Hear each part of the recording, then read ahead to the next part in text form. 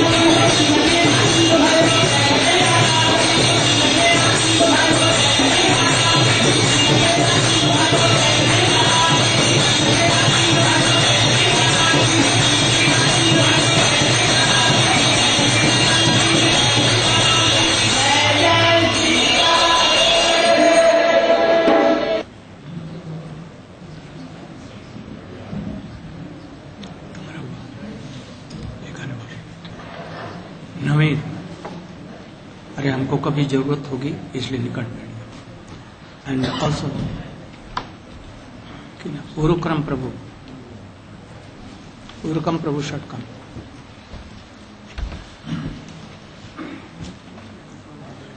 and Devendra should come here more further. Yes, and he should come here.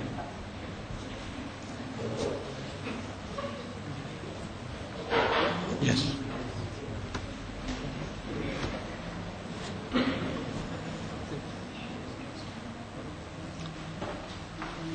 अज्ञानतिमिरान्धस्य ज्ञानाञ्जनशलाकया चक्षुरुन्मीलितं येन तस्मै श्रीगुरवे नमः। वंशाकल्पतरुभ्यश्च कृपासिन्धुभ्यैव च पतितानां पावनेभ्यो वैष्णवेभ्यो नमो नमः। नमो महावदन्नाय कृष्णप्रेमप्रदायते कृष्णाय कृष्णचैतन्यनाम्ने गौरत्विषे नमः। गुरवे गौरचन्द्राय राधिकायै तदाले कृष्णाय कृष्णभक्ताय तद्भक्ताय नमो। गुरवे गौरचन्द्राय राधिकायै तदाले कृष्णाय कृष्णभक्ताय तद्भक्ताय नमो। मैं प्रथम आराध्यतम नित्य लीला प्रविष्ट गुरुपाद पद्म श्री श्रीमद् भक्ति प्रज्ञान केशव गोस्वामी महाराज जी के चरण कल में अपनी श्रद्धा पुष्पांजलि ज्ञापन करता हूं। तत्पश्चात अपने शिक्षा गुरु नित्य लीला प्रविष्ट विष्णुपाद भक्ति वेदांत स्वामी महाराज जी के चरणों में अपनी श्रद्धा पुष्पांजलि ज्ञापन करता हूं, जिन्होंने थोड़े ही दिनों में विश्व भर में भगवान नाम का कीर्तन सर्वत्र प्रचार किया, जिन्होंने लोगों का मद्य मांस मैथुन सब छुड़ाकर भगवान की भक्ति में जिन्होंने नियुक्त किया, उनका कल्याण किया। तत्पश्चात में अपने कल के विषय में आ रहा हूं। मैंने कल बतलाया प्राणी मात्र का चाहे जगत में कहीं भी हो, ये जगत के बाहर भी हो, चाहे पेड़ पौधे के रूप में हो, मनुष्य के रूप में हो, देवता के रूप में हो, सबके सब आराध्य सुप्रीम पर्सनालिटी ऑफ गॉड है। स्वयं नंदनंदन ब्रजेंद्र नंदन श्याम सुंदर है। जितने भी देवता देवी लोग हैं सब इन्हीं की आराधना करते हैं। और की तो बात क्या, दुर्गा काली, गणेश, शंकर जी, ब्रह्मा जी, सभी लोग इन्हीं की ही आराधना करते हैं और जगत में इन्हीं की ही पूजा का प्रचार करते हैं। इस ब्रह्म का एक बड़ा ही सुंदर मनोहर रूप है, जिसके शंकर जी, ब्रह्मा इत्यादि जी मन ही मन में ध्यान अपने हृदय में करते हैं, किंतु वो भी बड़ा मुश्किल होता है। जब ब्रह्म रुद्र शुक नारद भीष्म मुक्कई रालक्षितोन सहसा पुरुषस्य तस्य सद्य वशीकरण चूर्ण अनंत सत्य। तो वो ध्यान करते हैं तभी उनका चरण कमल ध्यान में नहीं आता। ऐसे ये हैं, ब्रज में गोप बालकों के साथ में खेले। ये गैया वेद की ऋचाएं हैं, उनको चराया, पुष्ट किया और गोप बालकों के साथ में खेले। नंद और यशोदा का वात्सल्य स्नेह चखा और गोपियों के भी चरण धरे, उनके वशीभूत हो गए, उनके प्रेम का प्रतिदान नहीं दे सके वो कृष्ण। ऐसे ये भगवान है। कुछ लोगों की ये शंका है, यहां पर भी कुछ लोगों की शंका हो सकती है, भगवान निराकार है, उनका आकार नहीं है, कोई रूप नहीं है। जब जब भक्त लोग उनको पुकारते हैं तब हो सकता है कि वो नर रूप धारण करके जगत में आते हैं और फिर नर को छोड़ करके चले जाते हैं, किंतु यह बात गलत है। भगवान नर रूप धारण नहीं करते, उनका वह नर रूप ही नित्य है। वो अपने धाम से उसी रूप में जगत में उतरते हैं, इसलिए उनका नाम अवतार है। कृष्ण ये नित्य रूप उनका है, राम उनका यह नित्य रूप है। ये कभी ऐसा नहीं जो वो निराकार है और फिर रूप धारण कर लिया। वही सगुण है, वो भी निर्गुण है।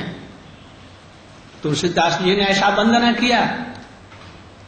वही निर्गुण इसलिए है कि जागतिक गुणों से ऊपर वाले हैं, और सगुण किस लिए? अखिल कल्याण को कल्याणकारी जो गुण हैं उन सब वही उनमें रहते हैं, नित्य काल विराजमान रहते हैं। इसलिए वे सगुण भी हैं, निर्गुण भी हैं। लोग समझते हैं कि निर्गुण माने निराकार हैं और सगुण माने है जो रूप धारण कर लिया। ऐसी बात नहीं। प्रभु का रूप नित्य है। कभी कभी दया करके इस जगत में वो उतरते हैं उसी रूप से। इसलिए त्रेता युग में भी, सतयुग में भी, उसके पहले भी त्रेता सतयुग में बस कृष्ण का वही रूप है जो पहले लेकर के आते हैं। करोड़ों बार कृष्ण जगत में आए हैं, किंतु रूप उनका वही, अलग नहीं। राम का वही रूप जो उनका नित्य जगत में है उसी लेकर के उतरते हैं। ये दो नहीं है, कल ही मैंने बतलाया था। ये दो नहीं है, एक ही है। चंद्र कलाओं की भांति एक ही ये प्रभु हैं। उपासना के दृष्टि से, तारतम्य से, एंगल ऑफ उपासना, विजन, वो ऐसे दिखते हैं, नहीं तो एक ही है। चंद्र एक आकाश में है, किंतु चंद्र की और पृथ्वी की परिक्रमा इत्यादि के कारण जब पृथ्वी की छाया उस पर पड़ती है तो चंद्र में 16 कलाएं एक एक दिन में बढ़ती और घटती दिखती हैं, किंतु चंद्र अपने आप में सब समय पूर्ण है। उस स्थान में हम बहुत ऊंचे चले जाएं जहां पर पृथ्वी की छाया नहीं पड़ती है तो वो चंद्र पूरा दिखेगा। इसलिए जब कृष्ण में उपासना के वजह से, जबकि उनमें वात्सल्य और मधुर स्नेह नहीं होता, उसको नहीं प्रकट करते रस, तब वो राम के रूप में दिखाई पड़ते हैं, कहीं कुछ रूप में दिखाई पड़ते हैं। ये एंगल ऑफ भक्ति है, प्रेम है, किंतु है एक ही तत्व, अलग अलग नहीं है। इसलिए उनका रूप है केवल भारतीय शास्त्रों में, वेदों में, उपनिषदों में माना गया, ऐसा नहीं। हम तो इसको पीछे हम दिखलाएंगे आप लोगों को। पहले दूसरे बाइबल में, कुरान इत्यादि में जो लिखे हैं उसके अनुसार मैं आपको बतला रहा। बाइबल में भी लिखा, God created man after his own image. अपने रूप के अनुसार में गॉड ने मनुष्यों को बनाया। यदि उनका रूप नहीं है तो कैसे बनाया? क्या बाइबल से इस लाइन को काट सकते हैं? नहीं काट सकते। विशेष करके जो यीशु मसीह हैं, यीशु नाम है ना, क्या जीसस हैं, ये क्राइस्ट के बेटे हैं, इसलिए जीसस क्राइस्ट कहलाते हैं। ये क्राइस्ट कौन है? कृष्ण से कल मैंने बतलाया था। इसलिए जबकि बेटा का रूप है तो बाप का बेटा रूप नहीं होगा, ऐसे ही हो जाएगा। इसलिए जरूर उनका रूप है। इसलिए मैंने कल बतलाया जब बाप में यदि रूप नहीं है तब बेटा में रूप कहां से आ गया। इसलिए विश्व सब उन्हीं से निकला है, तो विश्व में जितने भी रूप हैं सब उनमें है, किंतु हम अभी देख नहीं पा रहे। इसलिए साधन के द्वारा जब हम उनको देखेंगे, हमारी आत्मा की आंखें खुल जाएंगी, तो देखेंगे कि बड़ा सुंदर उनका दिव्य रूप है। हमारे शास्त्रों के अतिरिक्त मुस्लिमों के कुरान में भी है ऐसा, वो भी अस्वीकार नहीं कर सकते। इन्ना लहा खलाका मैन सूरत ही, सूरत में क्या रूप, खुदा का रूप है।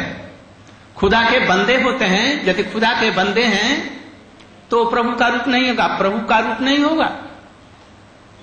वे सृष्टि के बाद में, प्रलय होने के बाद में सब बंदों को बुला करके उनका विचार करते हैं। कौन विचार करता है?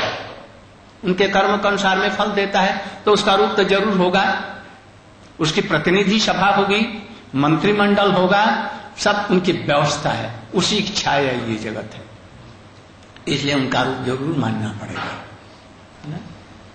नहीं तो रूप की पटेंसी यदि ब्रह्म में नहीं है तो फिर कैसे होगा ये सब, कैसा कहां से आएगा? आम की गुठली से ही आम पैदा होता है। चावल का पौधा लगा दो, बीज गेहूं जो, तो उससे आम नहीं हो जाएगा। आम से इमली नहीं होगी, आम की गुठली से आम ही होगा। तो जब आम से पेड़ हुआ है तो समझो उस गुठली में उस चीज की रूप की पोटेंसी है, अभिव्यक्त न थी। जहां मट्टी में डाल करके पानी दो तो आम से आम का पेड़ बन जाएगा। ऐसे ही जितने भी जीव हैं, ये सब यदि प्रभु में नहीं रूप है तो ये कहां से आया? अब इसको हम अपने आप शास्त्रों से भी बतला रहे हैं। दूसरी बात, ये बौद्ध धर्म हमारे हिंदू धर्म से ही, भारतीय संस्कृति से ही निकला। उन्होंने भगवान का ध्यान नहीं मिला तो उन्होंने कहा जब भगवान का रूप नहीं है, ये शून्य से जगत पैदा हुआ, इसलिए उसको शून्यवाद कहते हैं। और मरने के बाद में सब जगत का प्रलय होने पर शून्य में मिल जाएगा। तो इसका मतलब हुआ नथिंग से ये सबकी सृष्टि हुई, किंतु बात ऐसी नहीं। नथिंग से आज यदि सृष्टि होती तो कितनी सृष्टियां हो जाती, कितने आदमी जैसे कितने ये सब हो जाता, किंतु आज से मनुष्य से और दूसरों प्राणियों से कोई दूसरा चीज नहीं हो सका। लाखों करोड़ों वर्ष बीत गए। मंकी से हम नहीं बने हैं, हम बानर से मनुष्य नहीं हुए हैं, पहले से ही मनुष्य है। भगवान ने ऐसी सृष्टि की है।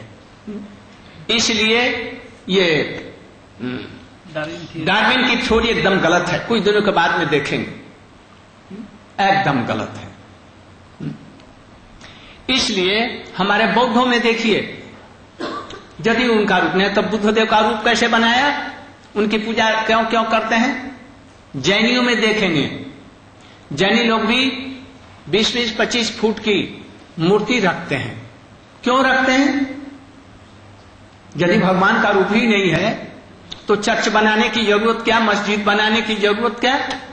खुले आकाश में और उनका पूजन करें तो उनका आकार है ही नहीं है, तो मस्जिद में कहां से आएंगे?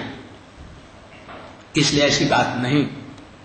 हमारे जो पूर्वज लोग सनातन धर्मावलंबी हैं, भगवान के सनातन रूप को मानते हैं, सच्चिदानंद रूप को।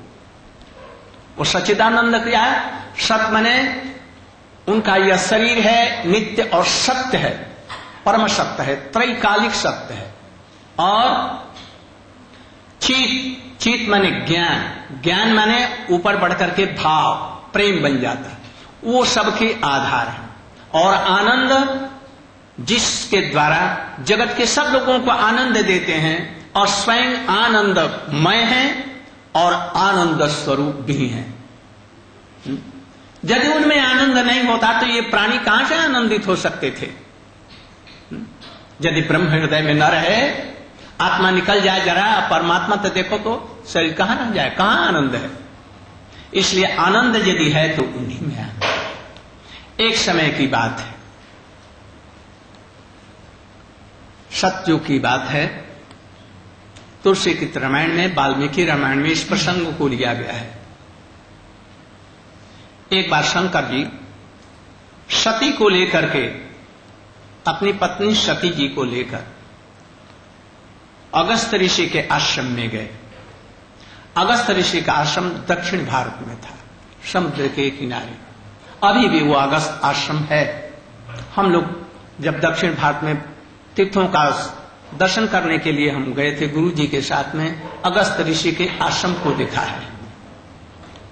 उन्हीं का दूसरा नाम कुंभज भी है।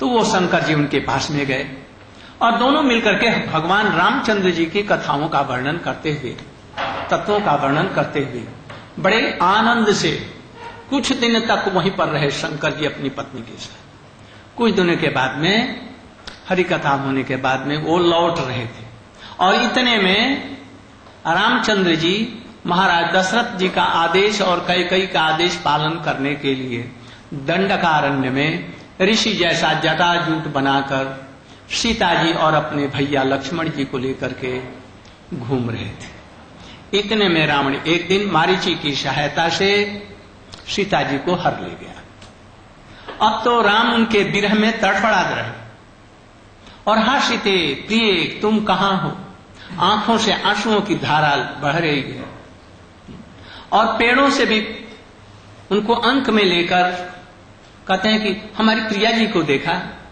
वो जाती थी तो तुम्हारे यहां से फूल चुनती थी। गोदावरी तुमने सीता जी को देखा।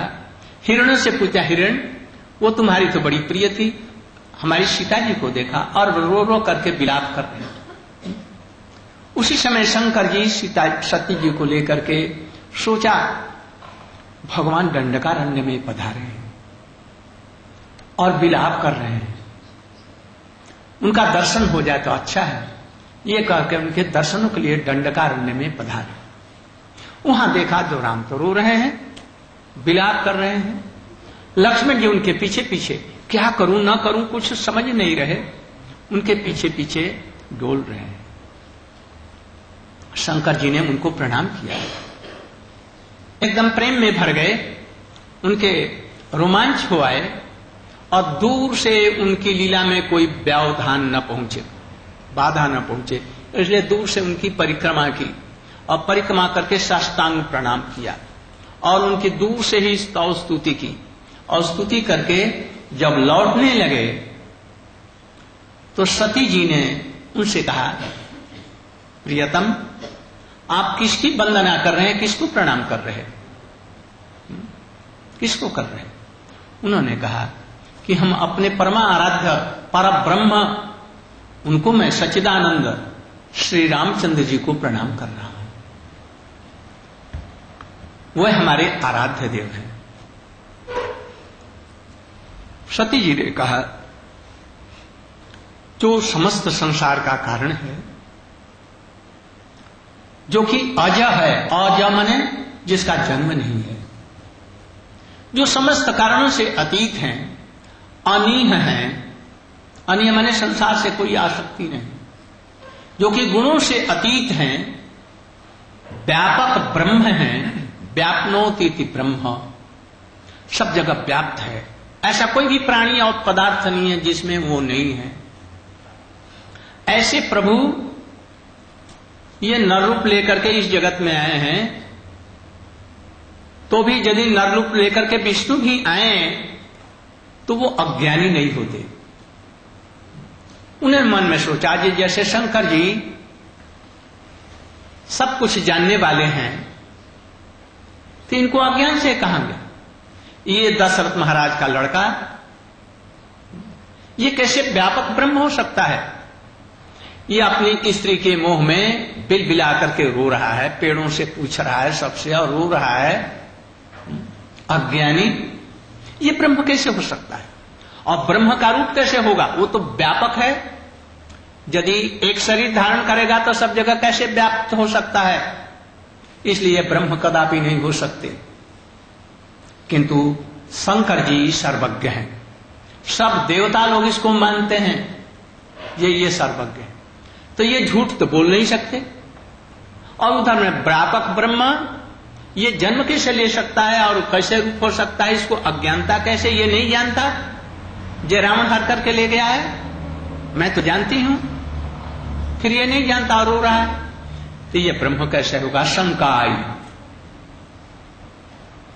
जब शंका हुई, शंकर जी समझ गए, समझाया, देखो शंका मत करो, तुम तो हमको गुरु भी मानती है ना, पति के साथ साथ में, गुरु के बातों में अविश्वास नहीं करना चाहिए।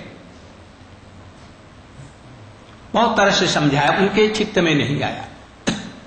शंकर जी ने देखा ये भगवान की ऐसी विचित्र माया है जो बड़े बड़े लोगों को, नारद तक को भी मोह में डाल देती है। इसलिए क्या करूं, समझाने पर नहीं समझ रही। को तर्क बढ़ा वही शाखा, अब तर्क करके मैं क्या करूंगा। अब देखें प्रभु की जैसी इच्छा होगी, ऐसा समझ करके एक वट के पेड़ के नीचे में बोले, प्रिय तुमको यदि बोध नहीं होता है, हमारी बात नहीं अच्छी लगती और उस पर विश्वास नहीं है, तो तुम जाकर के परीक्षा ले लो, यहीं पर तो है, परीक्षा ले लो।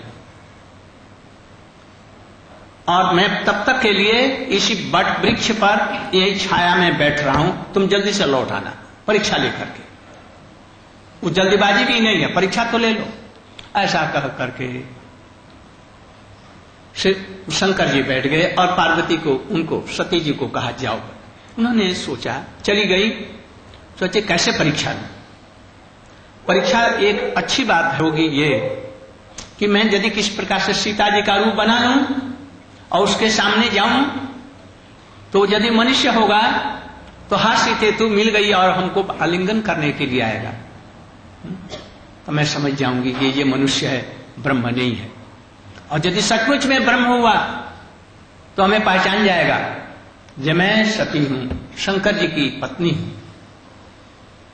ऐसा सोच करके क्षण मात्र में ही अपना सीता जी का रूप वैसे ही श्रृंगार, जैसे कि रावण हर करके ले गया था, वैसा ही एकदम रूप बना करके और सामने में खड़ी हो गई। रामचंद्र जी ने देख करके भी देखा नहीं और उस ओर से रोते हुए दूसरी तरफ में चले गए, तो ये भी दूसरी तरफ से वहीं पर सामने पहुंचे। तो जिधर राम रोते हुए जाते हैं उधर ही वो जाकर के खड़ी हो जाती है। तो राम ने हाथ जोड़ करके उनको दे करके प्रणाम किया। माता जी आपको मेरा सश्रद्ध प्रणाम है, आप अकेली डोल रही हैं, हमारे विषकेतु शंकर जी किधर गए, आपको अकेली तो नहीं घूमनी चाहिए थी। अब सुनते ही उनके होश उड़ गए, कैसे जान लिया, समझ लिया हमको, तो जरूर ये ब्रह्म होगा। किंतु अभी शंका पूरी रूप से नहीं गई, किंतु ये जान नहीं सकता था ये जरूर ब्रह्म है, ये तो ठीक है। और वो लौटी शंकर जी के पास में जा रहे, उनको क्या जवाब दूं, कैसे मैंने परीक्षा ली, क्या। इतने में राम को उन पर दया आ गई, इसको कुछ अनुभव करा दो, ये भक्त तो है, इसको माया थोड़ी सी व्याप गई, इसलिए थोड़ी सी अपनी इसको प्रभाव जरा दिखला दो। ऐसा सोचते ही जो माया के द्वारा उन्होंने ऐसा किया, जो सती जी जो जा रही थी सोच रही थी कि मैं क्या करूं, शंकर जी को क्या उत्तर दूंगी, नहीं मैंने तो ये काम बहुत गलत किया है, ऐसे सोच कर जा रही। इतने में देखा जिधर देख रही हैं उधर ही में राम, लक्ष्मण और सीता। फिर इधर देखा, जो कुछ दिखाई पड़ने लगा, इधर उधर बाहर भीतर सर्वत्र दिखाई दिया राम, लक्ष्मण, सीता। और सीता जी उनके साथ में मुस्कुराती हुई, और सब जितने देवता लोग हैं, ब्रह्मा, विष्णु, महेश भी, विष्णु भी, कोटि कोटि ब्रह्मा, कोटि कोटि मुख वाले ब्रह्मा, और उनकी स्तुति कर रहे हैं। अब तो देख करके और भी चकित हो गई। शंकर को भी देखा, वो भी उनकी स्तुति कर रही हैं। फिर आंख ऐसे मलाल जैसे देखे तो जो मैं स्वप्न देख रही हूं, क्या हो रहा है मेरी समझ में नहीं आता। जब फिर आंख खोल करके देखा तो देखा जय राम वही करें, हा सीते, हा प्राण प्रिय साथे, और रो रहे हैं। और पेड़ों से पूछ रहे हैं, हिरणों से पूछ रहे हैं। अब तो सती जी को बड़ा आश्चर्य हुआ। अब वो लौटी, शंकर जी वहां पर बैठे हुए थे। शंकर जी के समीप में जब गई तो शंकर जी ने उनसे पूछा उत्कंठापूर्वक, प्रिय कुछ परीक्षा आपने की? यदि परीक्षा की तो हमको सच सच बतला दो। तो वो डर गई कुछ, बोली जी नाथ, मैं क्या उनकी परीक्षा लूं? आप मेरे गुरु हैं, आपने कह दिया बस, अब मैं समझ गई कि ठीक वो परब्रह्म है। झूठ बोली, गुरु से कदापि झूठ मत बोलो। एक विषय को छिपाने के लिए तुम 10 लाख 1000 बार झूठ बोलेगा। एक तो गुरु के प्रति विश्वास ऐसा, जो गुरु कह दे जो वो ठीक है। गुरु भी ऐसा होना चाहिए, गुरु जैसे तैसे नहीं होने चाहिए। पानी पियो छान कर, गुरु करो जान कर। अरे 1 पैसा की हड़िया लेने के लिए बाजार में जाते हैं तो एक लकड़ी से बजाते हैं, ठन ठन कर रही कि खन खन कर रही है। खन खन करती है तो फूटी हुई है, मतलब 2 पैसे की हड़िया, और ठन ठन करती है तो ले आओ। प्रत्येक चीज को देखते हैं हम लेते समय में, और गुरु करते समय जो कह दिया जैसे ये गुरु है, महा मुक्त गुरु है। पैसे के लिए दौड़ते हैं दिन रात, 10 स्त्रियों के पीछे भागते हैं। शास्त्र की 2-1 बातों को रट गया है केवल, और तोते जैसे बोलते हैं ये गुरु गुरु नहीं है। भगवान की अनुभूति होगी। सारी शंकाओं को दूर करने के लिए शास्त्रों के प्रमाणों को वो जानते हैं और निरंतर भगवान नाम करते हैं। पैसे के प्रति आसक्ति नहीं होगी, यदि है तो उसको गुरु मत बनाओ, खबरदार। यदि पैसा चाहता है,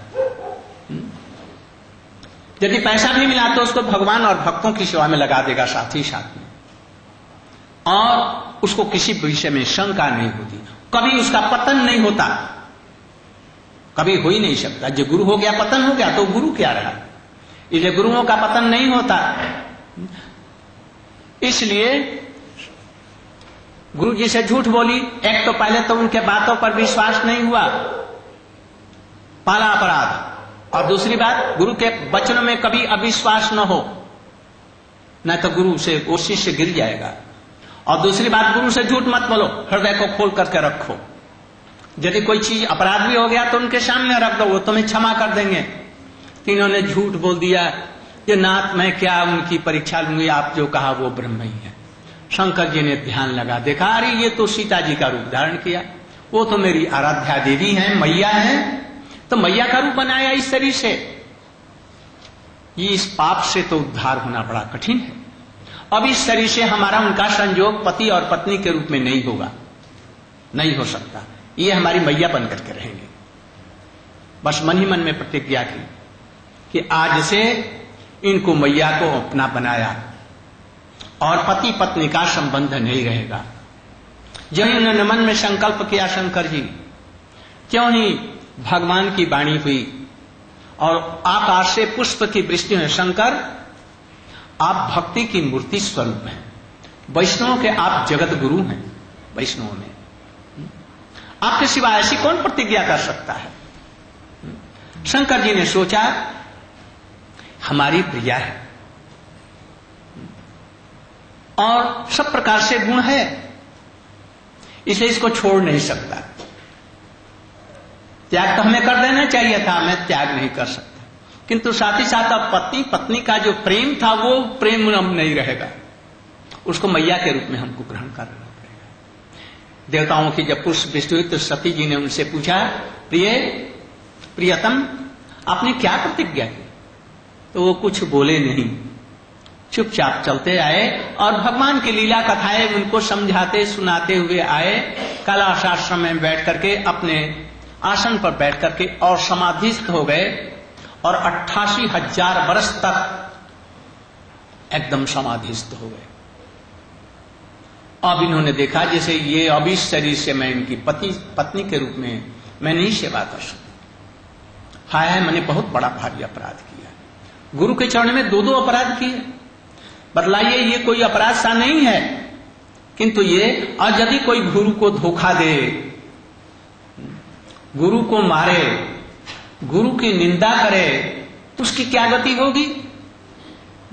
और यदि गुरु ही इसका पात्र है, वही करता है ऐसी निंदा का बात, तो भी उसकी निंदा मत करो, उसका अपने आप विनाश होगा। एक तो ऐसा गुरु मत करो, और यदि गुरु कर लिया उस समय जाना नहीं, आप समझ रहे हैं, उसको तत्क्षणात छोड़ करके शुद्ध परमार्थी गुरु करो, नहीं तो तुम्हारा कल्याण नहीं हो सकता। इसलिए सती जी ने सोचा हमारा अपराध हो गया, अब क्या करूं? उन्होंने सोचा अब इस शरीर को रखने से कोई लाभ नहीं, इस शरीर को जला करके भस्म करके दूसरे शरीर में हम आकर के इनकी तपस्या करके फिर इनकी सेवा करेंगे, इस रूप में अब नहीं होगा। इसलिए उन्होंने क्या किया, सेवा तो करती रही। 88,000 वर्ष के बाद में जबकि वो समाधि से उठे, तो फिर वही हरि कथा, भगवान की लीला कथाएं तरह तरह की सुनाने लगे। और इसी बीच में एक दिन आकाश मार्ग से बहुत से विमान जा रहे थे, युग भी बदल गए। जब जा रहे थे तो उन्होंने देखा जी हमारी ये सब बहनें अपने पतियों के साथ में जा रही हैं हमारे पीहर में। पिताजी ने सबको निमंत्रण दिया है, वो यज्ञ कर रहे हैं, उस यज्ञ में भाग लेने के लिए सबको बुलाया, किंतु शंकर जी को और पार्वती जी को, इनको सती जी को नहीं बुलाया। इनकी इच्छा हुई इसे मैं भी चलूं, मेरा मन नहीं लगता।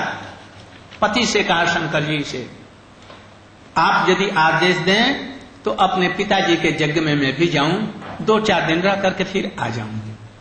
शंकर जी ने कहा बात तो अच्छी है, किंतु देखो गुरु के यहां, मित्र के यहां, पिता माता के यहां बिना बुलाए जा सकते हैं, किंतु यदि वो विरोध करता है तो मत जाओ। वो हमसे विरोध करता है, वो समझता नहीं है मुझे, हमको साधारण मनुष्य समझता है। जब किसी समय में देव सभा में वो गया, शंकर जी वहां पर बैठे थे, सारे देवता लोग उठ करके खड़े होकर के उसके पिताजी सती जी के दक्ष प्रजापति सब लोग उसको प्रणाम किया, किंतु शंकर जी उठे नहीं। तो इसने कैसे पागल को, भूत पिशाच की पूजा करने वाले को अपनी कन्या का दान मैंने किया, जब पिता को भी सम्मान नहीं करना जानता। शंकर जी समाधि में उस समय थे, भगवान चिंतन कर रहे थे, उसको बड़ा गाली गलौज किया। शंकर जी की समाधि खुली तो देखा जैसे ये तो मुझे गाली गलौज समझ नहीं रहा है, जो भगवान को प्रणाम करता है वो तो विश्व ब्रह्मांड को प्रणाम कर लिया। तस्मिन् तुष्टे जगत तुष्टि, मैं तो सब जीव मात्र को प्रणाम करता हूं, मेरे भाव को नहीं समझा। उसने गाली गलौज किया, तब से शंकर जी से विरोध मानने लगा। इसलिए सबको बुलाया, किंतु शंकर जी को नहीं बुलाया, और अपनी बेटी को भी जो सबसे सुंदरी और गुणवती थी, रूपवती थी, छोटी लड़की थी, उसको नहीं बुलाया। किंतु इनका मन नहीं मान रहा, शंकर जी के मनाने पर भी नहीं मानी। उन्होंने कहा जी मैं तो चलती हूं। अकेले पैर पटकती हुई चली। शंकर जी ने पीछे से अपने कुछ अनुचरों को उनको भेज दिया और अपनी नंदी को भेज दी, उस पर बैठा करके वो लोग ले गए।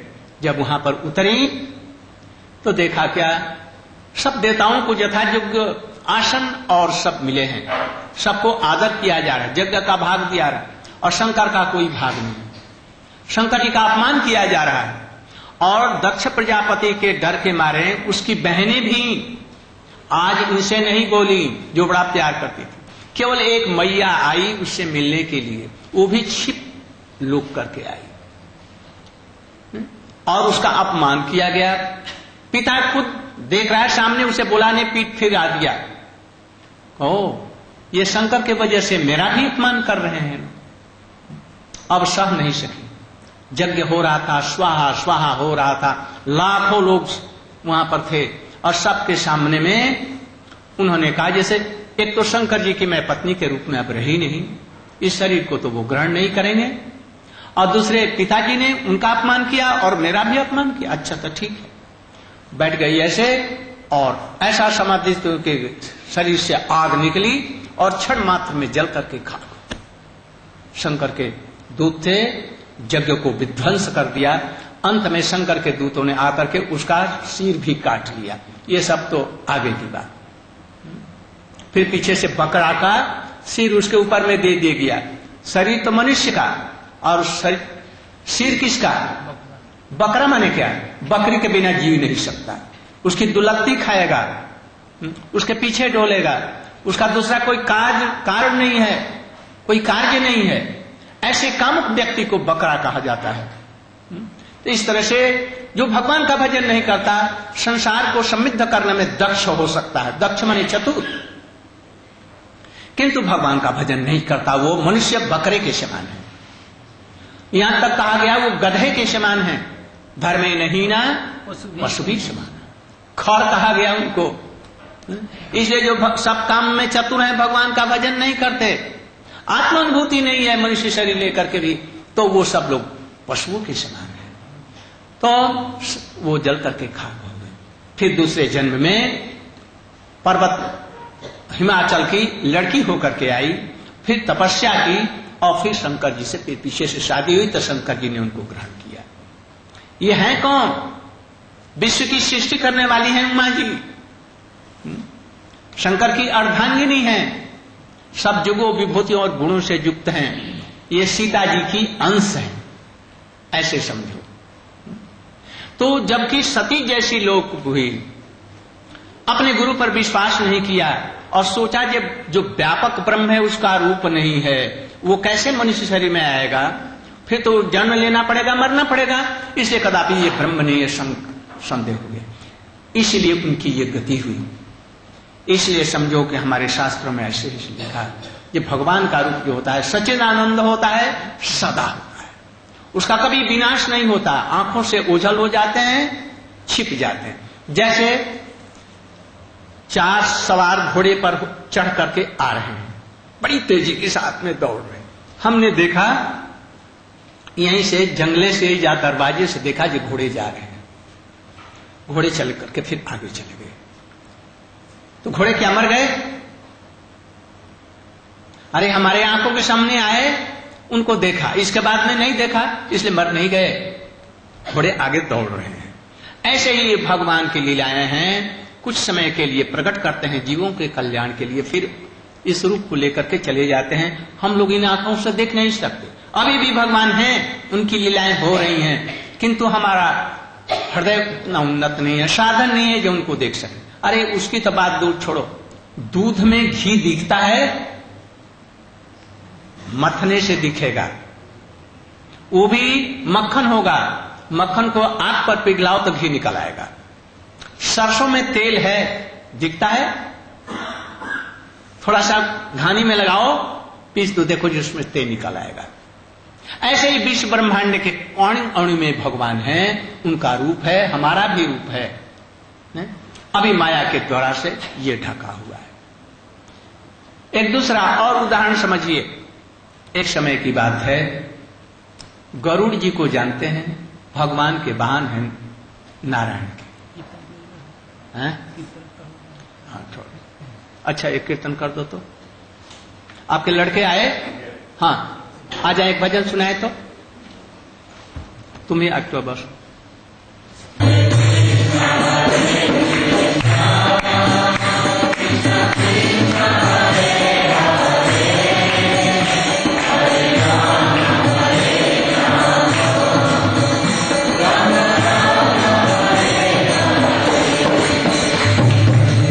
Hare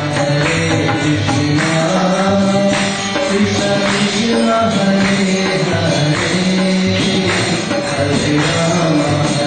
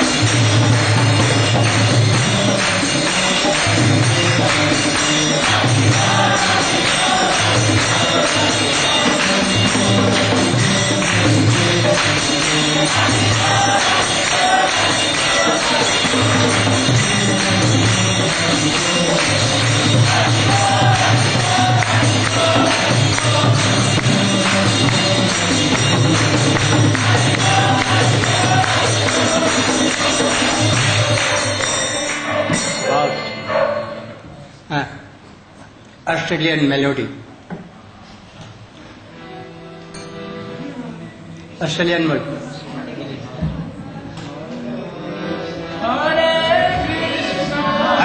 नीचे नीचे नीचे, डाउन डाउन डाउन, हाई, अच्छा गो ऑन।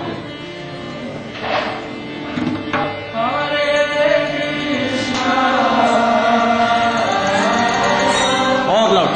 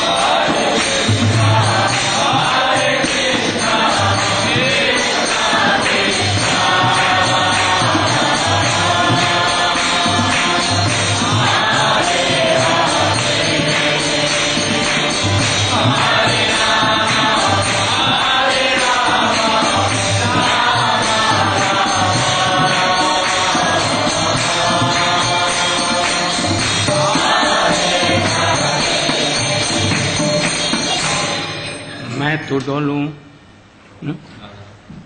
राधे राधे ना ब्रज की गलियों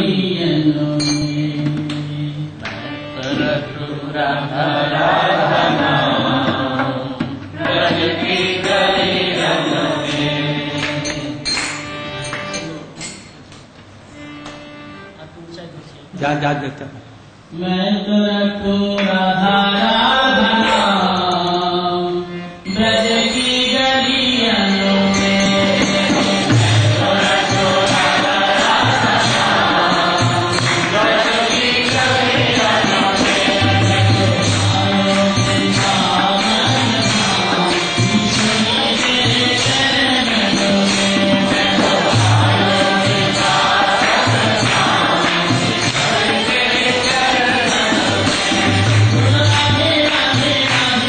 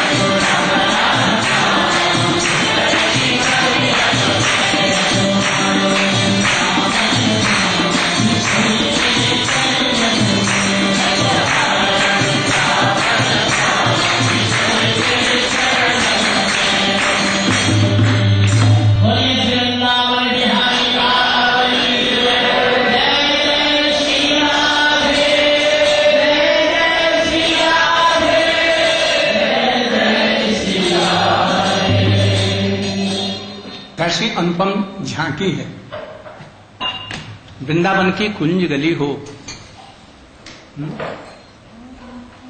पासी में कुंज गली है, पासी में प्रेम गली है, पासी में मान गली, दान गली, मान गलियां हैं, चारों एक जगह मिली हैं।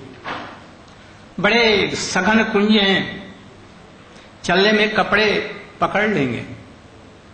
कहती है कोई, या कह रहे हैं कोई साधक,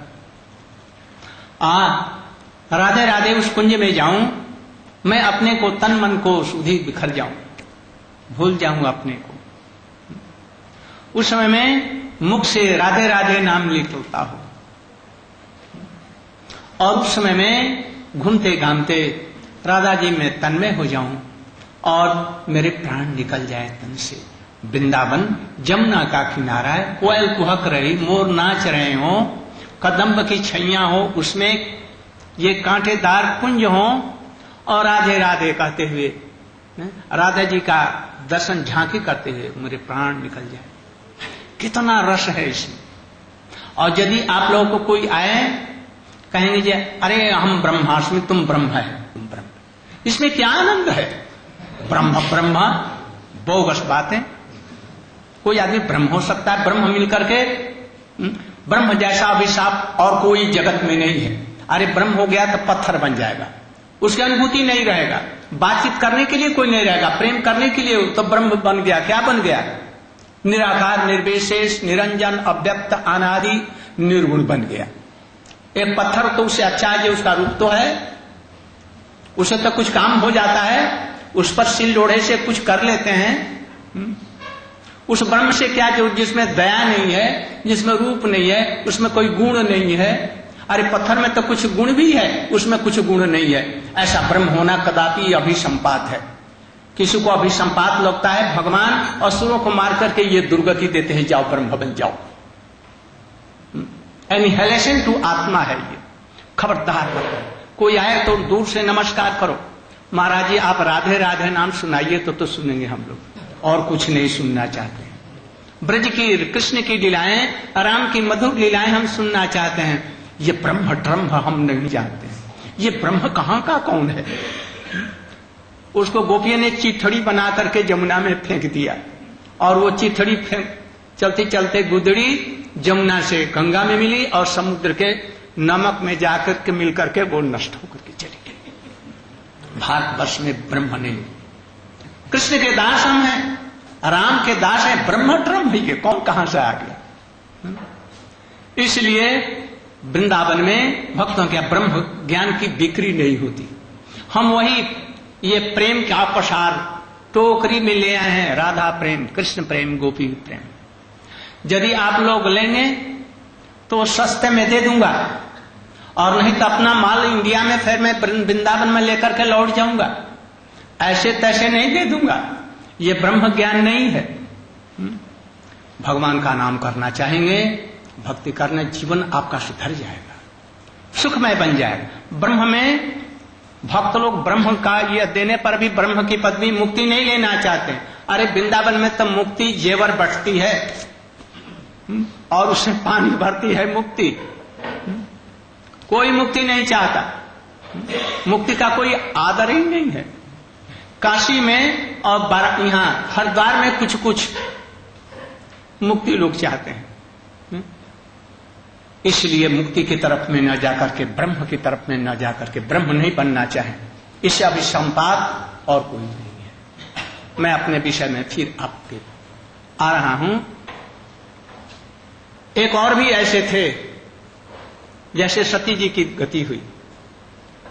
एक थे गरुड़ जी, नारायण के वाहन, उनको अज्ञान नहीं होता। एक समय में रामचंद्र जी लीला कर रहे, और लीला करने में मेघनाथ ने, रावण के पुत्र ने, उनको शक्ति से शेल मारा। शेल उनको नागपाश से लक्ष्मण और राम दोनों को बांध दिया, सांपों से बांध दिए, नाग से, फांस से। एकदम अशक्त हो गए, सारे शरीर में सांप जकड़ लिए। उस समय में राम विवश हो गए, लक्ष्मण जी विवश हो गए लीला से। अरे जिनके नाम से कहां ये मृत्यु भी चला जाता है, मोह शोक चला जाता है, किंतु ये नर लीला कर रहे हैं हम लोग के कल्याण के लिए। इन लीलाओं का स्मरण करके हम लोगों की दुर्गति न हो, इसलिए उसी समय में नारद जी ने देखा, अरे हमारे प्रभु को नाग फांसले जकड़ लिया है। वो भगवान की लीलाओं को जानते हैं। एक बार वो भी छक चुके थे, नारद जी को मोह हो गया था, इसलिए अब उनको माया नहीं व्याप्ति। बस झट गए गरुड़ के यहां, गरुड़ जी जाइए, आपको देखते ही उनको सांप छोड़ करके भाग जाएंगे और उनकी मुक्ति मिल जाएगी। ये सुन करके नारद जी के कहने से गरुड़ जी आए, और गरुड़ जी जहां वहां पर आए, देखते ही सांप उनको छोड़ करके भागे डर के मारे। इनको उस समय में आश्चर्य हुआ, ये मनुष्य राम और लक्ष्मण जिनको सांपों ने बांध रखा था और ये विवश हो गए थे, उनको छुड़ा नहीं सके, और मेरे आते ही ये सांप छोड़ करके भागे, तो इनमें क्या प्रभाव है? वो जो निराकार जो ब्रह्म है और अनंत है, सब व्यापक ब्रह्म है, वही जैसे सती जी को मोह हुआ था ऐसे इनको हुआ। वो व्यापक ब्रह्म रूप लेकर के कैसे आएगा, और जो आएगा तो उसको सांप कैसे बांध लेंगे, और मेरे आते ही छोड़ करके भाग गए, तो इनमें तो कोई प्रभाव नहीं है, ये कैसे ये प्रभु हो सकते हैं? बड़ी शंका हुई। नारद जी के पास में गए, अरे प्रभु आप तो भक्त हैं, माया को जीतने वाले, मेरी समझ में नहीं आता है, हमको देख करके ये सांप भाग गया और राम को बांध रखा, तो ये राम ब्रह्म कैसे हो जाएंगे? कहा जी भाई अभी तो मैं बहुत जल्दीबाजी में हूं, आप जरा ब्रह्मा जी के पास में चले जाओ। ब्रह्मा जी के पास में गए तो उन्होंने कहा जी देखो ये मेरे बस की बात नहीं है, तुम शंकर जी के पास में जाओ, ये सब विद्याओं को जानते हैं। शंकर जी के पास में गए, शंकर जी से मिले तो शंकर जी से कहा जी हमको ये सांप देख करके हमारे छोड़ करके भाग गए राम को, और राम को बांध रखे, ये कैसे ये ब्रह्म हो सकते हैं, व्यापक ब्रह्म कैसे हो सकता है? उन्होंने कहा जी भैया देखो अभी मैं रास्ते में जा रहा हूं, अभी फुर्सत नहीं ये तो तुमको बतलाऊं। बिनु सत्संग न पावहि प्राणी, जब तक सत्संग में न रहो तब तक भगवान के प्रति विश्वास नहीं होता। विश्वास होने पर भी यदि सत्संग फिर न करो तो फिर क्या होगा? फिर माया तुझे पकड़ लेगी। इसलिए तुमको जैसा हुआ है अज्ञान और भगवान के इसमें तुमको संदेह जगा है, संदेहात्मा विनश्यति, ऐसा संदेह गुरु के वचनों में और उसमें नहीं होना चाहिए, तो तुमको हो गया। अच्छा एक बात करो, तुम जाओ काग भूषुंडी, काग के रूप में है किंतु नित्य महापुरुष हैं, उनके पास में जाओ। तो वहां पर गए, तो वहां पर जाकर के उनको प्रणाम किया और बोले काग और समस्त पक्षियों का राजा है गरुड़, आज गरुड़ राजा होकर के भी उस काग के पास में जाकर के प्रणाम किया।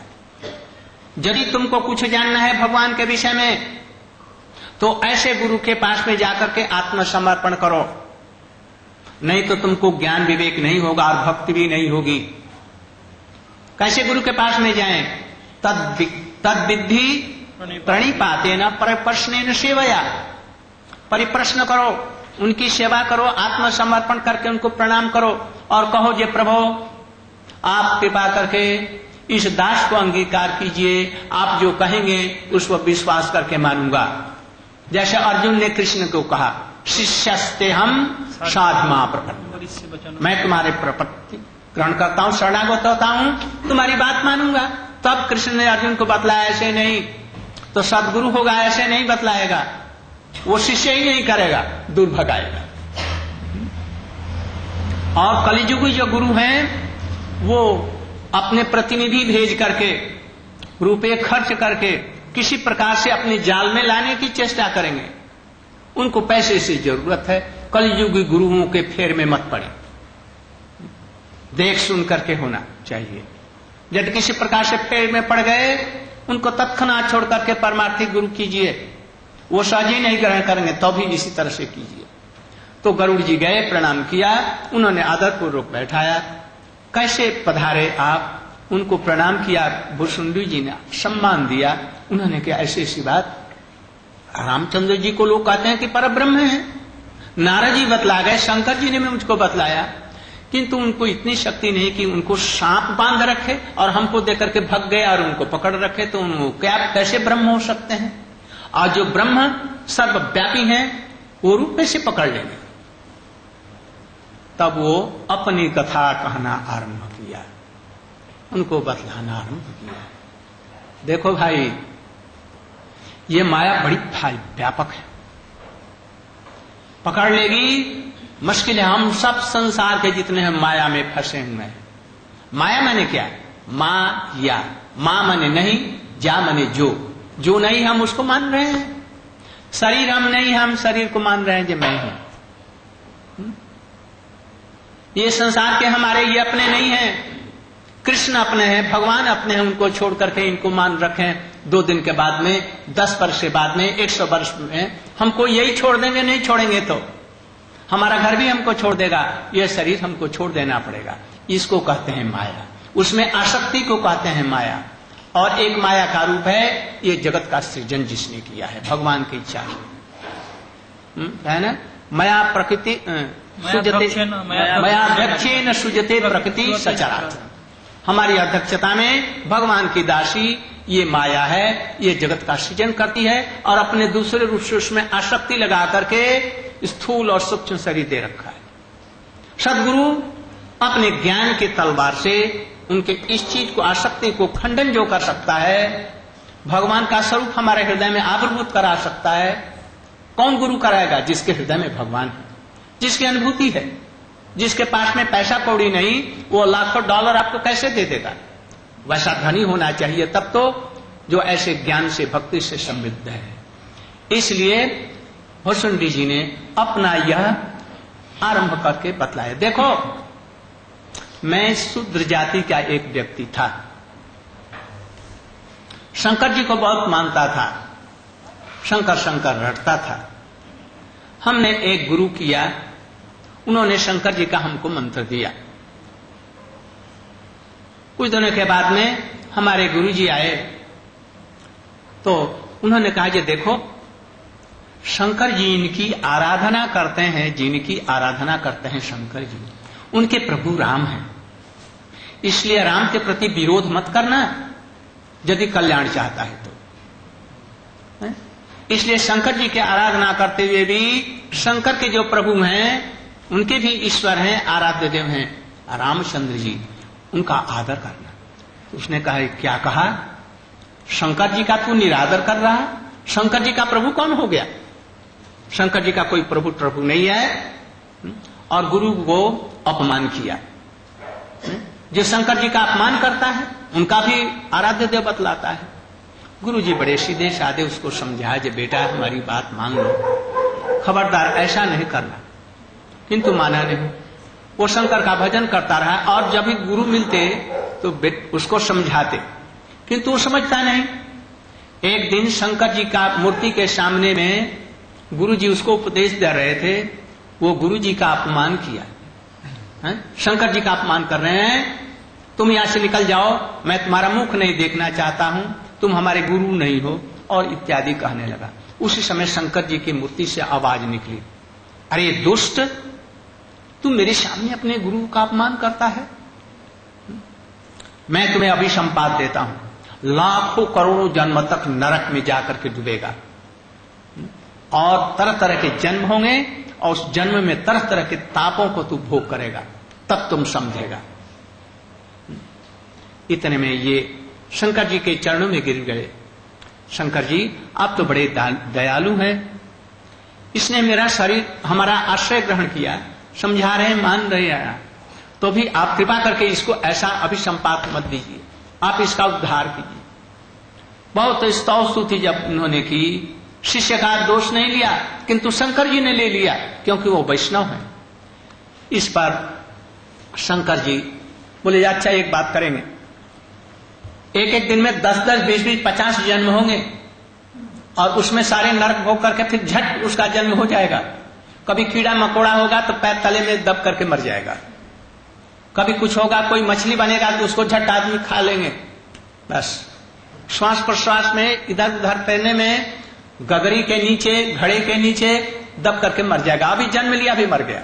ऐसे बहुत जल्दी से उसके पाप समाप्त हो जाएगा और इसके बाद में शुद्ध भक्तों का संग होने से इसकी गति होगी।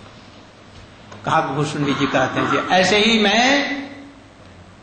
मैं कीड़ा बना, मकोड़ा बना, जल्दी से जल्दी फिर एक ब्राह्मण बना। मैं गया लोमस ऋषि के पास में। लोमस जी से कहा जी मुझे आप राम का मंत्र मुझे दीजिए। उन्होंने कहा जैसे राम का मंत्र लेकर के क्या करेगा, तू हम ब्रह्मास्मि हम ब्रह्मास्मि, तत्त्वमसि तुम ही वही हो, ये जपो। उन्होंने कहा जी महाराज जी मैं ब्रह्म का उपासना नहीं करना चाहता, आप कृपा करके राम का उपदेश मंत्र दीजिए, मैं राम का सेवा करना चाहता। लोमस ऋषि बहुत बिगड़ गए, क्या बक बक बक बक करता है, कौवे जैसा काऊ काऊ करता है, कौआ बन जा। कौआ बन गए, कौआ बन करके कह रहे हैं अरे ऋषि महर्षि जी क्रोध बिना द्वैत के होता है, यदि ब्रह्म ही एक है तो तुमको क्रोध क्या हो गया, तुम ब्रह्म है तो हमको तुम ब्रह्म नहीं देखता, क्यों नहीं देखता, तो ब्रह्म सभी है। तो जो ब्रह्ममय हो जाता है, ब्रह्म हो जाता है, दूसरों को भी तो नहीं देखता कि ब्रह्म, तो हमारे ऊपर तुमने क्रोध क्यों किया। ब्रह्म को क्रोध होता है और क्रोध होता है बिना द्वैत के, दो व्यक्ति नहीं रहने से क्रोध कैसे होगा। सुनते ही उन्होंने उनको बुलाया, अरे भैया मैं तुम्हारी परीक्षा कर रहा था, कोई बात नहीं है, तुमको राम का मंत्र देता। तो ये कह रहे हैं तब से माया हमको व्यापी नहीं। जब गरुड़ जी को उन्होंने सब सुनाया, अंत में क्या कहा, कल जो बतलाया था, देखो श्रुति सिद्धांत यह उर्गारी भजिए राम सब काज विषय।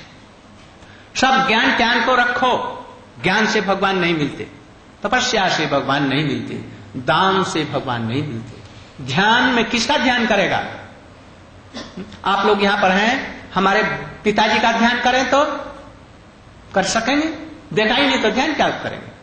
जिस चीज को देखा नहीं आपने उसका ध्यान क्या करेंगे। राम और लक्ष्मण जी का या कृष्ण का ध्यान कैसे करेंगे, संभव नहीं। इसलिए सहज रूप में नाम लो भगवान का, नाम से उनका दर्शन भी हो जाएगा, जैसा उनका रूप है वो नाम के प्रभाव से हो जाएगा। इसलिए कलिकाल में भगवान का नाम, भगवान का मंत्र से बढ़कर के कुछ नहीं है। ब्रह्मवाद में न जाएं, यज्ञ तपस्या झूठ मूठ का करेंगे, आपको लोग डकैत लोग आएंगे, वो सब ले लेंगे पैसे, वो पैसे के मोह से आते हैं। ये नहीं कहेंगे कि भगवान का नाम करो, सहज रूप में भवसागर से तर जाएगा। भगवान का नाम भगवान से भी अधिक, स्वरूप से भी अधिक दयालु है, इस चीज को समझिए। इसलिए उन्होंने 9 उपमाएं दी। कमठ पीठ बरु जाम ही बारा, बंध्या सुत बरु कार ही मारा, हिमटे अनल प्रगट बर होई, राम मुख जुन सुख पावन कोई, बारी मथे बर होई घृत सिकताते बरु तेल, बिनु हरि भजन न भवतरिया सिद्धांत पे। बारी को नहीं, आकाश में पुष्प खिल जाए ये भी मान लूंगा, असंभव को भी संभव मान लेता हूं। ये बर्फ से आग पैदा हो जाए मान लूंगा, किसी बांझ औरत को बेटा हो गया, उसको किसी ने मार दिया, ये भी मान लेंगे। कबट के पीठ पर, कछुए के पीठ पर रोमे उगाए भी असंभव है मान लूंगा। पानी को मथने से घी भले ही हो जाए असंभव, तभी मान लूंगा। और रेती को, धूल को पीसने से कोल्हू में तेल निकालेगा, ये भी मान लूंगा। किंतु बिनु हरि भजन न भवतरिया, यह सिद्धांत। बिना भगवत भजन के कोई भी सुखी नहीं रह सकते हैं, सबको प्राप्त नहीं कर सकते। इसलिए कलयुग में जप तप ज्ञान ये सब छोड़ो, ध्यान छोड़ो, यज्ञ छोड़ो, इससे कुछ नहीं होने का। भगवान का नाम जिस रूप में जैसे हैं, जहां हैं, गृहस्थ हैं, त्यागी हैं, अपना कोई भी वाणिज्य व्यवसाय नौकरी चाकरी कर रहे हैं, अपना करते रहें और भगवान का नाम लीजिए। किंतु एक बात उसमें है, क्या, जो धान की खेती करते हैं या देखे होंगे वो समझेंगे। एक पहिया धान होता है, एक पुष्ट धान होता है। पहिया धान माने उसमें चावल नहीं होते, उसको सूप से फटकने से वो अलग हो जाते हैं। और जिसमें पुष्ट दाना होता है वो उसको थोड़ा सा ऐसे छांट देने से उसमें से चावल निकलता है। और लाखों मन उसको भूसे को, अर्थात जिसमें वो चावल नहीं है, कूटते रह जाओ सारा जीवन भर भी उसमें चावल का एक कण नहीं आएगा। और थोड़ा सा ही धान पुष्ट है, उसको कूटने से चावल आएगा। तो ऐसे भगवान के नाम भी दो प्रकार के होते हैं। एक शब्द ब्रह्म होता है और एक शब्द सामान्य होता है। इधर उधर से सुन करके हरे कृष्ण कृष्ण कृष्ण हरे हरे, हरे राम राम राम करे। शास्त्रों में कहीं देख लिया, पुस्तकों में देख लिया, अरे भाई नाम करने से अगस्त ऋषि तो समुद्र को पान कर लिया। और उल्टा नाम जपत जग जाना वाल्मीकि भय ब्रह्म समाना, तो हम भी नाम करेंगे तो ऐसे हो जाएंगे। अरे भैया इसमें कुछ रहस्य है। यदि सदगुरु भगवान का नाम का भजन किया हो, जैसे नारद जी ने वाल्मीकि को नाम दिया, मरा मरा से भी राम राम हो गया और जगत पूज्य बन गए, भूत भविष्य वर्तमान के जानने वाले बन गए। किंतु हम लोग कितना करते हैं राम राम कृष्ण कृष्ण, कहां आता है? हारमोनियम लेकर के गाते रहे, उसे होगा नहीं।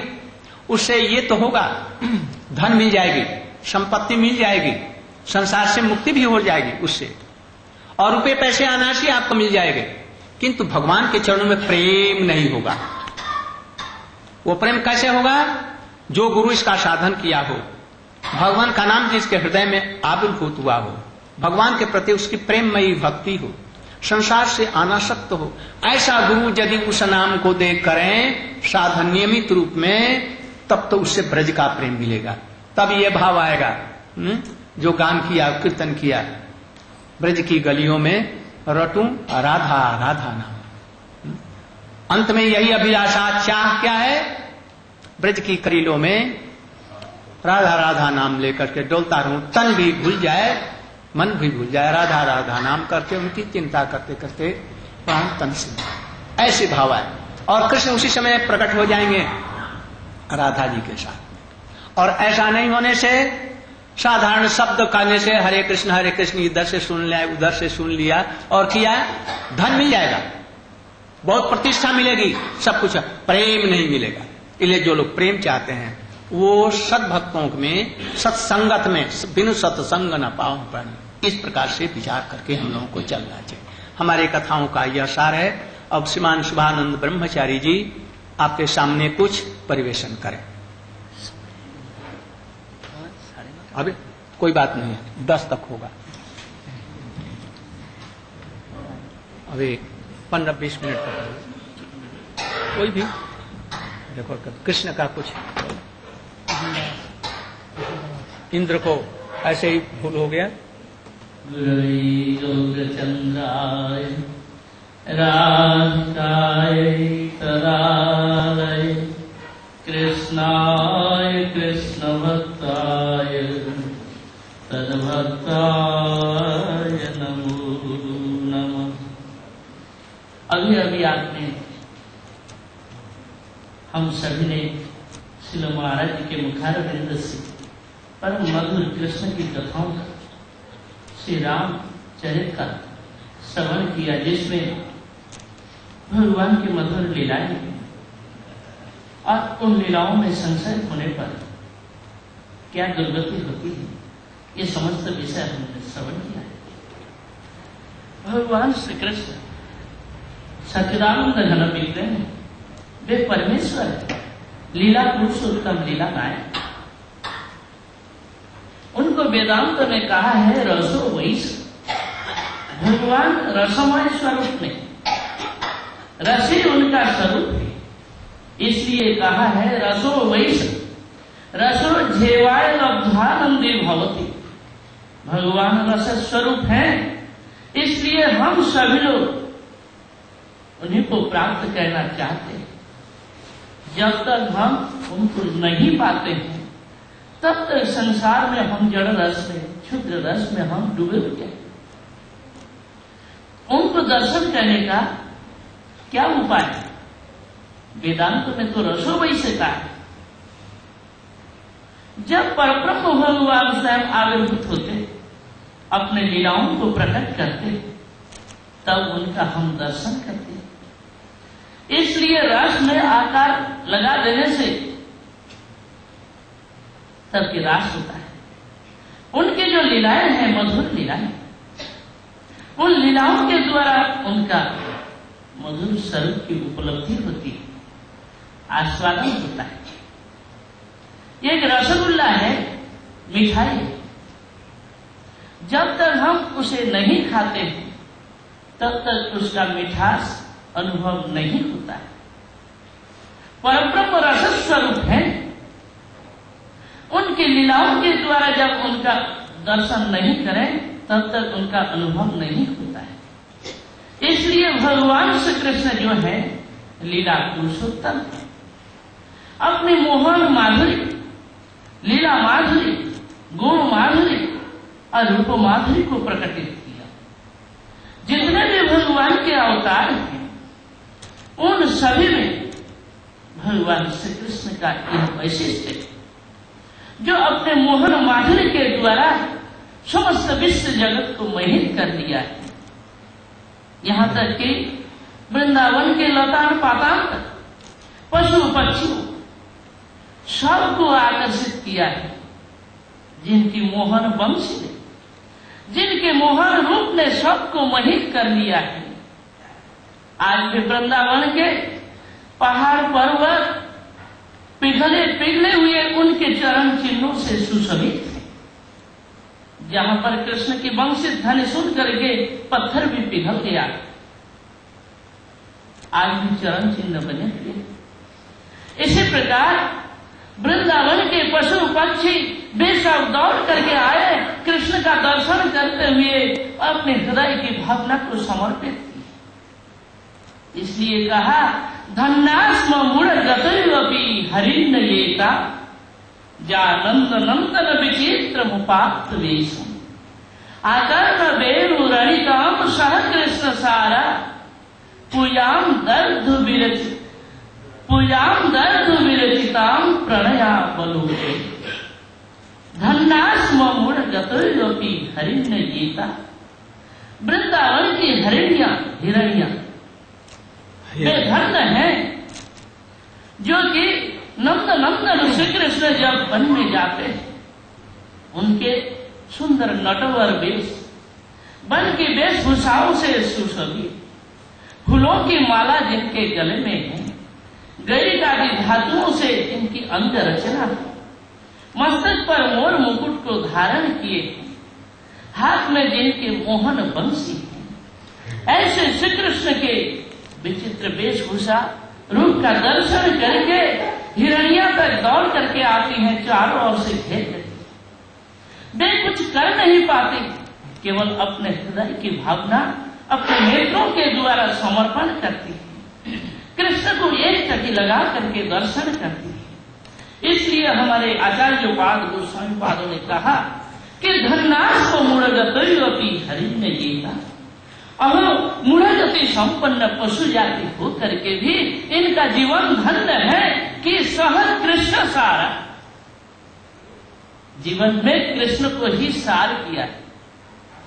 इसलिए कृष्ण को सार करने से इन लोगों का जीवन धन्य हुआ है और कृष्ण में इतना भाव है। और हम अधन्य हैं, हम मनुष्य जाति के हो करके भी हमारा भाव नहीं हुआ, न हमारे कृष्ण के प्रति कोई भावना आई। ऐसे जो मोहन रूप, ऐसे मोहन माधुर्य के द्वारा सबको विवश कर दिया। नत्यस्तदा तदुपधार्य मुकुंद गीतम। वृंदावन की जमुना नदी धारा ऊपर से बहती आ रही है, चली जाती, परंतु वृंदावन में आकर के जमुना की धारा रुक जाती। कृष्ण के मोहन वंशी की ध्वनि जब जमुना के कानों में प्रवेश किया तो जमुना देवी स्वयं वहां आकर के इधर उधर में घूमते फिरते हुए भ्रमर में पड़ जाती। पानी घूमते हुए उसमें पानी के घूमते हुए कमल के पुष्पों को उखाड़ उखाड़ कर जहां पर वृंदावन में निकुंज वन में सेवा कुंज में कृष्ण वंशी बजा रहे हैं, उनके चरण कमल को पाने के लिए यमुना जी दौड़ पड़ती है। इसलिए कमलों को हारा दोनों पुल किनारे को तोड़ती हुई यमुना जी वहां जाती है। पानी की धारा रुद्ध हो जाने से पानी बढ़ता चला जाता है। इस प्रकार वृंदावन के पशु पक्षी गुल्म लता नदियों की दशा जो कई कृष्ण के वंशित धनी को सुना, जिसने भगवान श्री कृष्ण के उस परम मनोहर स्वरूप का दर्शन किया, सभी लोग मोहित हो गए। कृष्ण ने सबको आकर्षण किया और सबको प्रेम दान किया। इसलिए तो उनका नाम कृष्ण है, जो कि कृष्णवाचक शब्द नष्ट नवृत्तिवाचक, जो परब्रह्म समस्त जीवों को समस्त प्राणियों को आकर्षण करते हैं और अपने प्रेम रूपी आनंद में सबको डुबो देते हैं और उस लीला माधुर्य में निमज्जित करते हैं। ऐसे जो कृष्ण की लीलाएं हैं, इसलिए कहा वे अखिल रसामृत मूर्ति प्रसिमर रुचि रुद्ध तारका पाली कलित श्यामा ललितो राधा प्रियान विधुर जयत। इस प्रकार अखिल रस के जो समुद्र है परब्रह्म से कृष्ण, जो और अवतारों में इतने माधुर्य प्रकाशित नहीं हुई, कृष्ण अवतार में उनकी लीला माधुर्य प्रकटित हुई। इसलिए श्रीमद् भागवत के प्रारंभिक श्लोक में ही कहा है, जन्मादस्य जतः अन्य आदि तरतश्चार्थे स्वभिज्ञ शराब तेने ब्रह्म हृदय आदि कवये मूल्यन्ति यसूरय तेजो वारी मृदाम यथा विनिमयो ते सर्गो मृषा धाम्ना स्वेन सदा निरस्त कुहकम सत्यम परम धीमहि। जब परब्रह्म श्री कृष्ण लीला नायक श्री कृष्ण जब कंस कारागार में देवकी वसुदेव के यहाँ वसुदेव नंदन के रूप में प्रकटित हुए, शंख चक्र गदा पद्म दिखे, चतुर्भुज रूप में प्रकट हुए और समस्त आभूषणों से सुसज्जित पीताम्बर को पहने, जिस स्वरूप को देखकर देवकी वसुदेव हाथ जोड़कर स्तुति प्रार्थना करने, विदुतोऽसि साक्षात् पुरुष प्रकृति पर, हे परम पुरुष आप प्रकृति से अतीत हैं, भक्तों के प्राण संपत हैं, आप परम प्रेमी हैं, भक्तों के प्रेम के कारण आप स्वयं आविर्भूत होते हैं। हम कंस से डरे हुए हैं, इस स्वरूप का आप छिपाए गोपन करें, आपसे हम प्रार्थना करते हैं, स्तुति प्रार्थना करें। उस समय भगवान ने अपना स्वरूप दर्शन कराते हुए कहा, आप लोग डरे नहीं, ये तो वाम दर्शितम रूपम प्राय जन्म स्मरणाय में, मैंने जो यह रूप दर्शन कराया यह पूर्व जन्म का स्मरण दिलाने के लिए। आप लोग पहले बहुत काल तक मेरी आराधना की और मुझको पुत्र रूप में पाना चाहा। उस समय मैं आपके सामने आया, वरदान देना चाहा, जब पुत्र रूप में पाना चाहा कि आपके समान हमें पुत्र मिल जाए। मैंने देखा न तो मेरे समान कोई है और न मुझसे बढ़कर के कोई है, इसलिए मैंने ही अपने को पुत्र के रूप में दे दिया और जन्म जन्म में मैं पुत्र होकर के आया। पहले अवतार में प्रश्न गर्भ होकर के आया, दूसरे अवतार में जब आप लोग कश्यप अदिति हुए उस समय मैं वामन देव होकर के आया। इस समय आप लोग देवकी वसुदेव होकर के आए तो मैं आपका पुत्र कृष्ण होकर के आया। इसलिए जितने भी अवतार हैं वे सभी हमारे अंदर हैं और सब इस अवतारों के मैं मूल अवतार हूं। कृष्ण तो भगवान स्वयं लोग मुझे कहते हैं, मैं ही स्वयं भगवान पर ब्रह्म। इस प्रकार भगवान कृष्ण ने कहा कि मुझे कंस से आपको डर है तो मुझको गोकुल में रख कर क्या, वहां भी कृष्ण का जन्म हुआ है यशोदा जी के गर्भ से। जिस समय देवकी ने कृष्ण को जन्म दिया, प्रकट किया, और उस समय कृष्ण यशोदा जी ने भी कृष्ण को जन्म दिया। वहां पर प्रभु बाल लीलाएं, वहां पर जैसे कृष्ण का जन्म हुआ, नंद महाराज जी बड़े आनंदित हुए। जात कर्म कार्यामास, ब्राह्मण पंडितों को बुला करके उन्होंने जात कर्म संस्कार कराया। जन्म होने से नाड़ी छेदन होता है और नाड़ी छेदन से पहले दान कार्य होता है। नंद महाराज जी ने 20 लाख गाय दान कर दी। तिल के साथ पहाड़ को सोने से ढक करके दान कर दिया और अन्न वस्त्र की कोई ठिकाना नहीं। इस प्रकार कृष्ण जन्म उत्सव में उन्होंने दान किया, कृष्ण ने विदाई की, जो कि श्रीमद् भागवत में कहते हैं ऐसे जो पर ब्रह्म जन्माद्यस्य अपने लीलाओं के द्वारा अपने जन्मों से लेकर के अपने लीलाओं को प्रकट करते हुए अपने माधुर्य को प्रकाशित किया। भक्तों ने उस प्रेम का आस्वादन किया, उस माधुर्य का आस्वादन किया। दूसरों के द्वारा वह संभव है।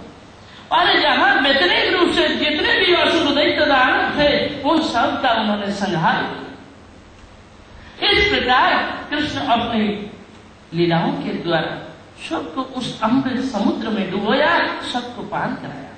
और जो अभिज्ञ शराब पुरुष है स्वयं स्वतंत्र है।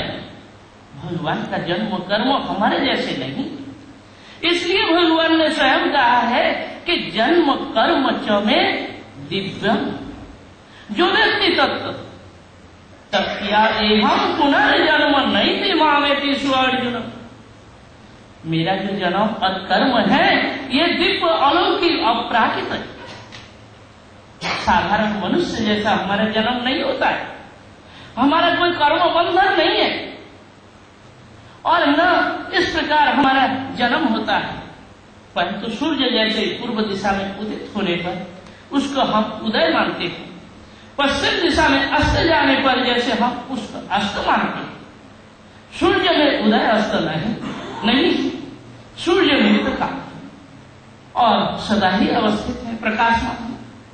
फिर भी हम जब देखते हैं तब उसको उदय और जब हम नहीं देखते हैं तब अस्त मानते हैं।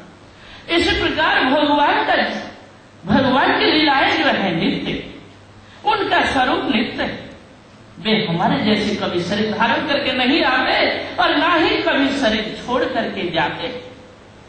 जिस स्वरूप में आते हैं उसी स्वरूप में जाते हैं और अपनी लीलाओं को दर्शन कराते हैं। अपराकित दिव्य लीलाओं का दर्शन हमारे इन नेत्रों से नहीं हो पाता है।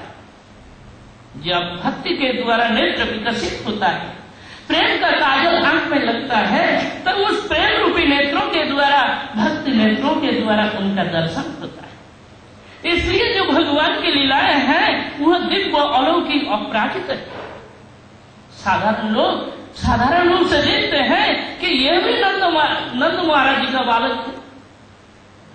कृष्ण हमारे जैसे ही खेल कूद किया है, हमारे जैसे ही किया है, तो ये ऐसा नहीं है।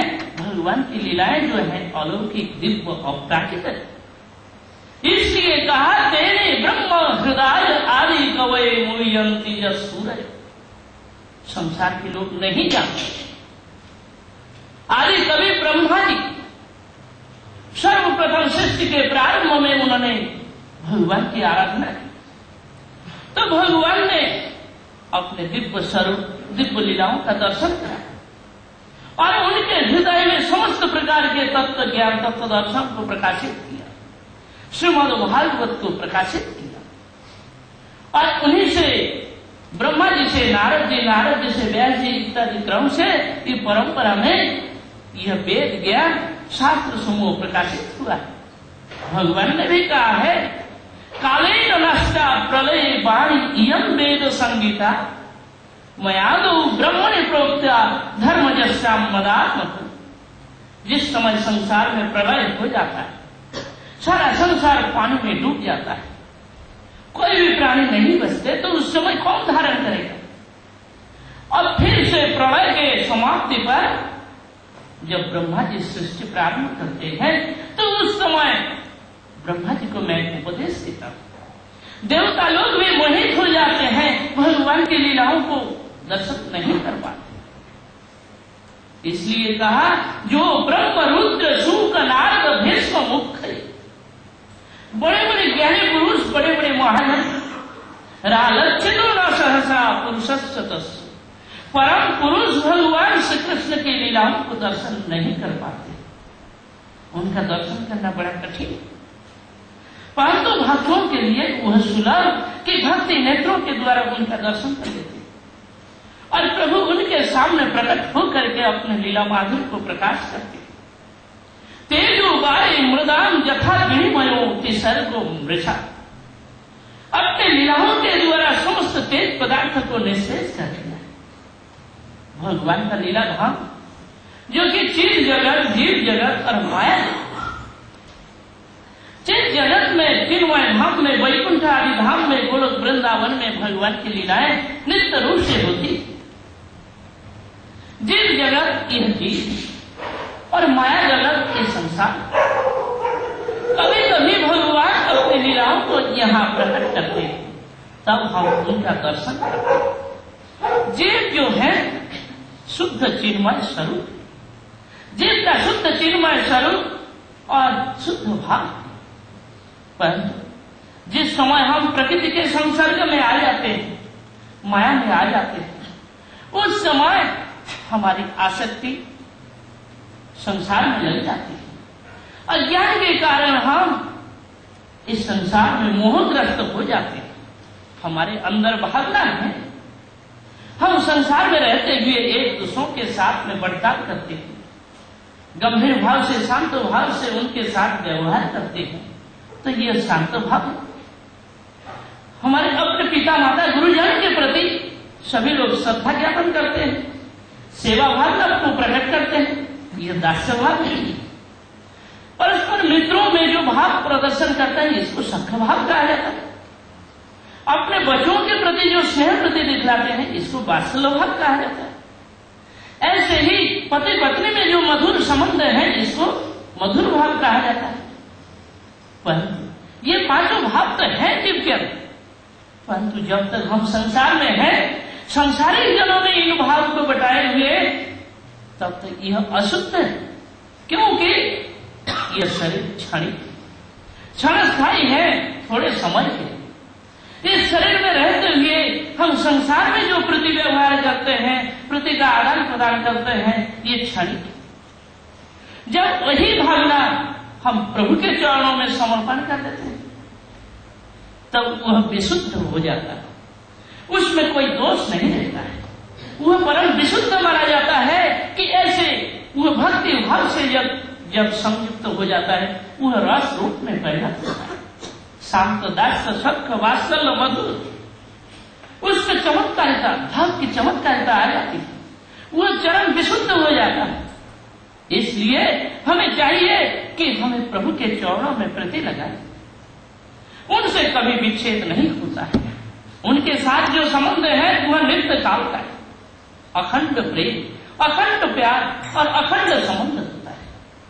संसार में जो संबंध है क्षणिक है, थोड़े दिन के लिए, इसलिए विक्षेप है, इसमें दुख है, इसमें मोह है, अज्ञान।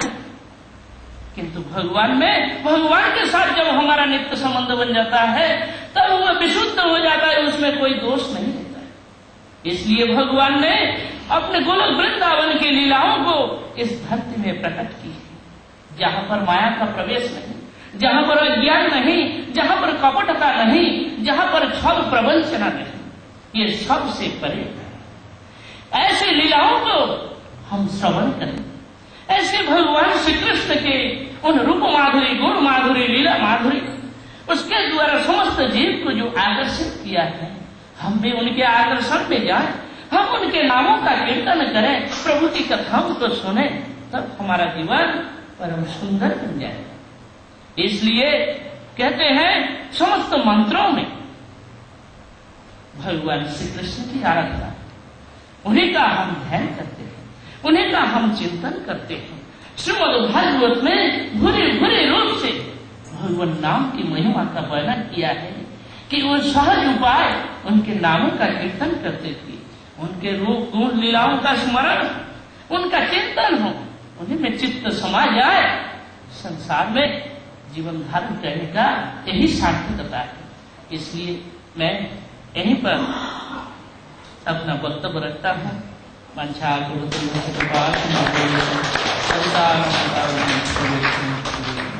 आरती करो, आप आरती करें। आरती धरो, जल्दी जल्दी जाओ,